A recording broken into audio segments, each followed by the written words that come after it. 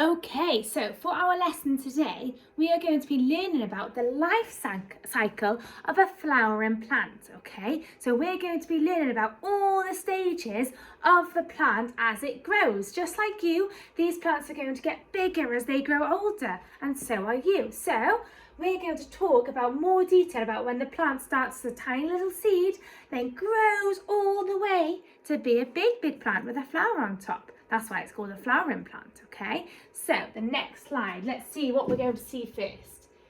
And I love it when my whiteboard works, okay?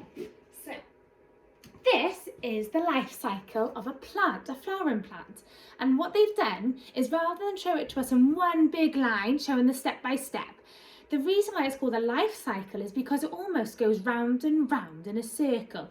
Just like when you go on your bike and when you're on a bicycle, where the wheels go round and round and the wheels don't stop. The wheels keep going forever and ever and ever.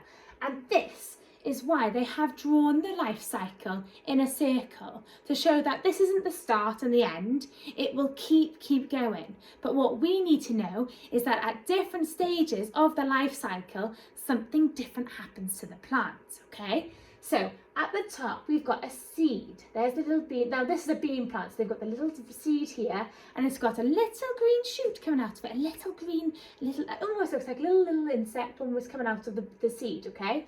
And this is part one. And part one is at the top of our circle, and it's called germination, okay? Germination.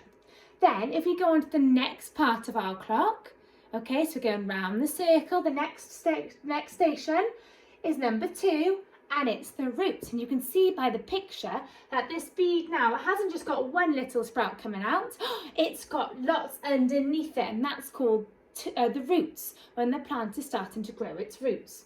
Then if we follow the circle round, so we've done 1, 2, back down to the bottom of the circle here, number 3, we've got the leaves. The plant, now that it's grown up slightly, it's starting to develop leaves. The leaves are starting to grow. And we've all seen leaves outside. If you look outside your windows now, I'm sure that you'll be able to see lots and lots of plants with leaves as well. So that's the third part. Now we follow the circle round to number 4.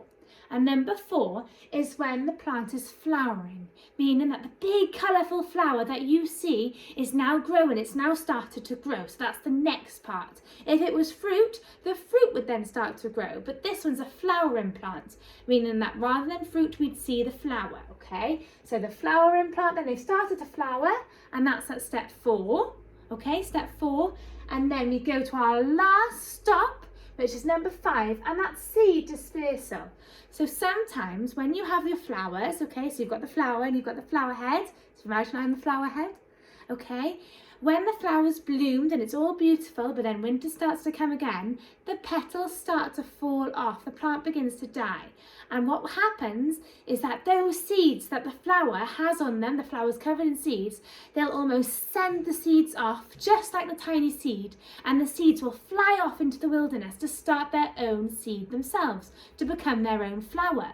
So these seeds now are saying, we don't want to be on this big flower anymore. We want to be our own seed. We want to be our own plant. So that's why we go back to the top of the circle, and those seeds starts to grow their own little germination, and then starts the roots. And that's why it's always a circle. It's always going, and it will keep on going. Those seeds will go off and start their own plant, just like the seeds on those plants will want to go off and have their own plants, okay? So let's talk about each step in a little bit more detail. So, step 1, so this was at the top of the circle, germination. The seed starts to grow when conditions are suitable, okay? Remember, too hot and the plant doesn't grow. Too cold and the seed won't grow. The conditions have to be just right, okay? And that's step 1, germination. 2, the roots. So this is the second part of the circle. The roots grow, and they usually grow underneath. You can't see the roots. If you think of a tree, you can see the big bark of the tree, the bottom of the tree, but you can never really see underneath, because think how big those roots are of that tree.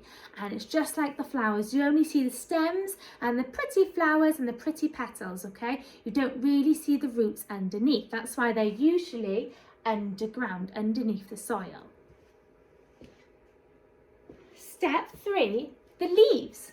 A stem and leaves form. So you can see the leaves here and the stem, they form. And the plant makes its own food. And that's called photosynthesis. We don't need to know that, but it's a pretty impressive word to know if you do know it, okay? But remember, plants make their own food to help feed themselves and to help grow. Remember from our last lesson that we learned that the leaves actually take in vitamin D from the sun to be really big and strong. Okay. Step 4, flowering. The pollen in the flowers is used to make seeds. So when you see the flowers, if you look really closely, the pollen is starting to make the seeds. It's used to help make the seeds. So that's step 4, flowering. And the last step of the circle, remember, just because it's last, it doesn't mean it stops there. This is just the last part of the life cycle. Seed dispersal. Seeds are then spread out so that they can grow where they are not fighting for space with the parent plant, okay? So just like when you're older and you grow up, okay, and you want to start your own job and your own jobs and start new schools and whatnot, these little seeds are thinking the exact same thing, and the wind will come and take them, okay, and they'll start their own plant and they'll grow where they want to grow, where the conditions are just right. Now, just because we've learned about the bean plant today, that was just an example. There are also lots of different other flowering plants that we can learn from and that have very similar cycles. There's the sunflower. Okay, sunflower's got brown middle and lots of yellow petals all around it. Sunflowers can grow huge. Then there's the orchid as well. There are other flowering plants. And this is the tomato plant, okay? So just like the flowers, the tomato seeds, they'll also send their seeds off to start their own tomato plants so that they can be their own tomato plant. Okay, and then to finish, we have got just another reminder of that even though we look at life cycles in a circle and it never stops, it keeps going around and around and around, that we can also see the life cycle of plants in lots of different ways, because this one you can see it starts really small, then you've got the roots, then you've got the stem and the leaves growing bigger and bigger in the flowering plant. Okay?